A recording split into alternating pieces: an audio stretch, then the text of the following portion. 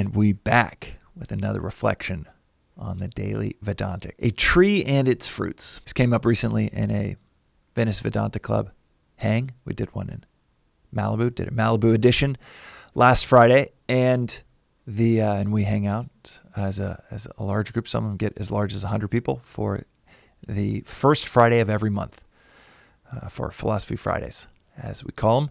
And the Venice Vedanta Club is so amazing for so many reasons, but one of which is just the questions that get asked are just, even for myself, so thought-provoking. Just to hear what someone might be struggling with. And a question that came up during that hang was this person that said it's okay to share this on the podcast, mentioning that they struggled to understand why they would do anything if the fruits of our actions, according to this philosophy, are not ours. That we should pursue being a great doctor, not because it's going to pad the bank account. It might do that. In fact, it will do it far better if we pour ourselves into a duty-bound approach to our work. But why would you do it if you're not supposed to eat the fruits of our labor? And it was a great question for two reasons. One, it required some clarification. You absolutely can use the money you make from a career you're surrendering yourself to because you are wired for that career or wired for that work. You absolutely can enjoy the fact that it will pay you probably handsomely if you're really good at what you do. If you're wired for what you're doing and you surrender into it, chances are in a few years it will pay you really well. And that has a lot to do with swadharma, the concept within this philosophy of your nature, surrendering into your nature. If you're wired to be a business person, a doctor, a musician, an artist, a parent, surrendering into that despite what others around you might want for you. By surrendering into that, you will produce like any tree. A lemon tree surrendering into being a lemon tree instead of trying to produce avocados is going to produce lemons. You will produce fruit. But the clarification is you absolutely will produce fruit, and you should use those funds to pay your bills, to pay for meals, support your family. But our right is not to those fruits. The reason you consume those fruits is just to help serve you and your endeavor to serve your community even better. Meaning, use it to pay the bills, use it to squash the mental agitation that comes from your obligations, financial obligations, things like that. Pay those off so that you can have more peace of mind when you go to work as a surgeon the next day. So you can have more peace of mind as you go to work in any field. As a musician, definitely charge for your craft. Swami charges, he doesn't give anything away really. Our teacher at the ashram, even at 95, he's like, man, if you want to sign up for the online lectures, there's a price for it. They could easily make those free on YouTube. But we end up valuing whatever we get, in a big part based on the price that we pay for it. So you give something away for free, it's almost a gift if you make people pay for whatever you're offering them so that they value it more. So that they get to qualify themselves. Am I going to really value this? Am I going to part with my own money for this? So if you're a musician, go wild with charging the right rate for a live show, for you to be on someone else's song, for you to perform live. Go wild with it. Find that optimal price. For Magic Mind, we absolutely have a premium price to our little 2-ounce shots. And from the get-go, I've always pushed for, I want to make sure we have a good price so we can cover the best possible ingredients. And kind of Tesla style, start with expensive production value, perhaps, and an expensive first price point, but develop all of the operations, all of the scale to then be able to offer less and less expensive products over time. And we actually have been able to lower our prices over time. But it was not like, I'm going to do something so unsustainable that I'll be able to produce 1,000 of these and then it will drain my bank account and I won't produce any more. Absolutely come up with the right sustainable price point for anything that you want to offer to the world. But the fruits, that salary, that revenue, that income, it will optimally serve your community and yourself when you recognize, oh, these fruits are really just reinvestments so that I can produce more fruits for my community. A reinvestment so that we can scale Magic Mind from 1,000 customers to 100,000 customers. From 1,000 bottles to, I think, 17 million bottles have been sold now. And as of literally, I think this week, we got that number.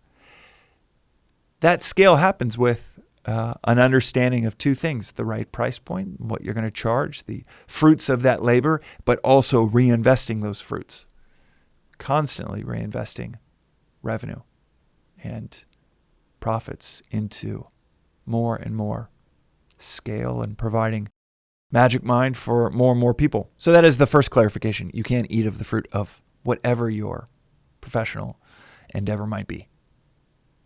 But like a tree, just think about where we even get that term, the fruits of our labor. Like a tree, like nature itself, the tree does not benefit from those fruits directly. There is no tree where it consumes its own fruit. The other clarification here, the first is more technical clarification. By all means, charge a number for your services and then use it to pay your bills, to cover your financial obligations, for sure, because that will help you focus and provide that to more people, that service to more people. But the second, much more philosophical than kind of logistical clarification, philosophical clarification is the fruits are just meant for you to expand your service further and further, to expand your ability to purify yourself, to identify with a larger and larger community on an ongoing basis. The fruits are not yours to consume. There is no lemon tree, avocado tree. There's no grapefruit tree. There's no... I had to hesitate there for a second because I wondered if grapefruits came from a tree, and I thought about it, and yes, they do. And I actually don't know if avocados do. I think avocados do come from a tree. Nope, I really don't know. Maybe it's a bush. But the point is, whether it's lemons or grapefruits, whether it's apples or peaches, that tree does not consume its fruit. It grows the thing that we value, the peach, the apple, and it itself, the entity that is growing the thing that we value, that we derive nearly all of its value from, does not consume the thing that it produces. The fruit is not for the tree. The fruit is for us. That should be our approach to our work. The real fruit from our labor is our music, is our capacity to perform surgery, is building a product and a business around that product to where thousands of people can benefit from it. It is teaching young children. It is being a parent. Whatever that role is, the fruits, much more so than the income you make from it. The fruits, that music or that bottled beverage, is not for us. It is an offering to our community. Just like the tree in nature. Just like nature all around us. The sun giving us vitality unendingly. And as the great Sufi poet Hafez said, and it asks nothing in return. To be like the sun, to be like the apple tree, to be like the teacher, the sage, that's just giving. Question naturally arises, well, what would be the reason to just grow all these fruits and give them away and not consume them ourselves? Here is the beautiful alignment of nature out there and our nature. That's what energizes us. Life is to give. When we grow our fruit, whether it's the music or whether it's the bottled beverage. When we give ourselves to our role, surrender into that role where we are voluntarily signing up for something we might not benefit directly from. We don't see where we're going to benefit from. We actually might project out, this is where I'm going to suffer. If I give up that career to be a full-time parent, if I give up this financial outcome or potential to be that starving artist, oh no, what's going to come of that? We project out where we might suffer and don't benefit from our fruits of our labor or our wiring. And yet you tap into playing those keys, strumming that guitar, and you are lit up so fully, internally, so satisfyingly, that it is the definition of right action within Vedanta. The definition is that which generates energy. Definition of wrong action in Vedanta is that which dissipates energy. So when we have that surrender, where it's totally natural to have the question, well, who's going to eat these fruits? Why would anyone do something for others completely? We just don't have many examples of that. We don't have a chorus from society telling us to do just that. But experience is louder than anything you read, see, watch on TV. The experience of seeing how much we light up, how much energy gets generated. When we choose, okay, I might suffer in this or that way, but I'm going to surrender into a duty-bound approach to my work, to the fruit that I might produce. It generates so much energy within us. You can see this today. You could try this for 15 minutes today. What's that thing that you've always gravitated towards since you were 5, 6, 7, since you were 14, 15, before you start to think in terms of financial scarcity or selfish preference, and you try that thing out. Maybe it's just doodling and drawing for 10, 15 minutes. Maybe it's strumming that guitar. Maybe it's reading that medical research around how this or that might help with ailments and family members that you know of. Whatever it is, whether it's cooking and making something beautiful for the family, see if that generates energy within you. And imagine two things. How much energy would that generate within you over 5, 10 years if you surrendered into that continually?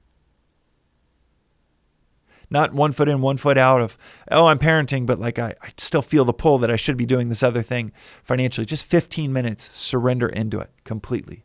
Both feet in. Making that meal. Surrender into that. And this, by the way, I'll touch on the fact that these can also be side hustles that don't have any financial element to them while you're in a certain stage in life. But surrender in it for 15 minutes. And then from there, imagine how it would not only cover that inner satisfaction, but also those external financial obligations within a few years, because it's internally driven towards mastery, which is inevitable when we surrender into what we're wired for. Mastery is inevitable. It will cover those financial obligations. It will also do something that so few jobs that cover financial obligations do. It will make your soul sing.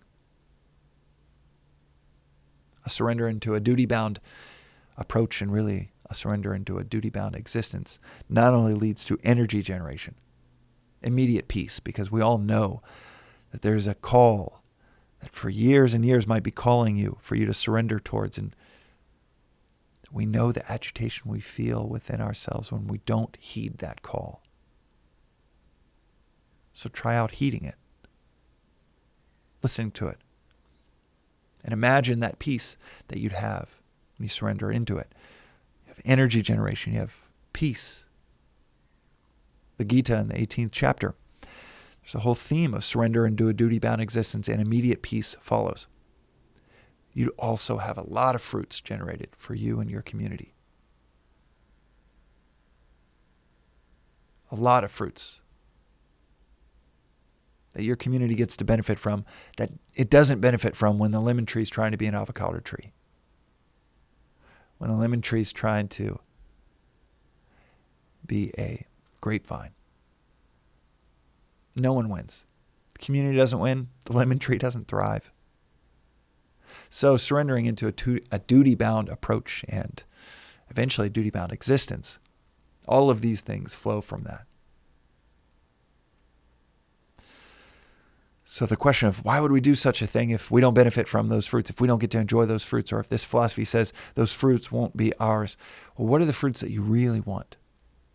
Is it money in a bank account, or is it to have your soul sing? To have both peace and prosperity. But not just the financial kind. The kind that your community really craves. Which is the fruit that only you can bear for them. That you are wired to bear for them. So why do it? Because everybody benefits. And you benefit most of all in the things that we're all chasing anyhow.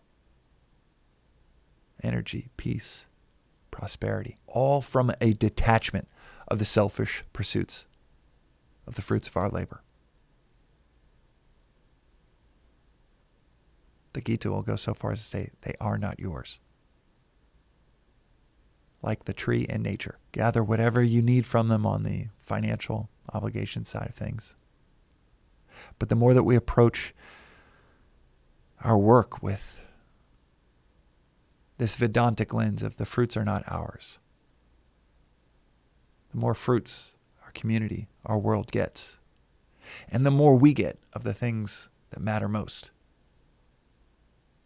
Energy, peace, prosperity. It seems paradoxical to give the most in order to get the most of what we're chasing after, even in our selfish pursuit. But try out giving the most to see if this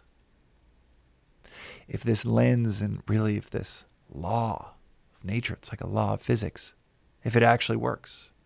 Try it out for 15 minutes. Try it out for a few days. Just giving. And seeing what happens to our inner state. As the OG motivational speaker Zig Ziglar once said, give others everything that they want and you'll get everything that you want. And hit that like and subscribe button if you want to get messages like these out to more people. We'll see you next time.